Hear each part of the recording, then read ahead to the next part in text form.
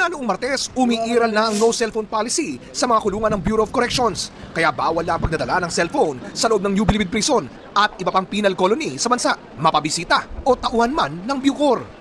Ayon kay Bucor Director General Gregorio Pio Katapang Jr., maski kasi nakakulong na, nakakapag-operate pa rin mula sa loob ang mga drug lords sa pamamagitan ng puslit na cellphone. Kasi kuminsan yung mga gwardya patago na pinapahiram yung cellphone sa mga PDL. Isang cellphone na mapahiram mo sa PDL, bigyan ka ng 100,000. Yung medyo smartphone. Pag regular phone na text and call lang, mga 50,000 na.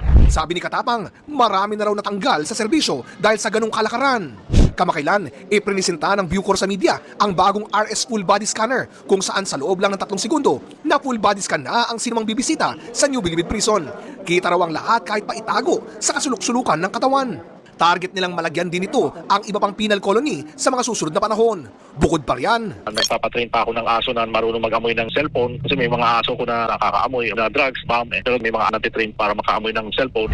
sa kabila nito, di naman daw totally mawawala ng komunikasyon ang mga PDL sa kanilang mga mahal sa buhay. Meron kaming idalaw, pwedeng gumamit ng laptop to communicate with their loved ones. Tuloy pa naman yung kanilang communication with their loved ones.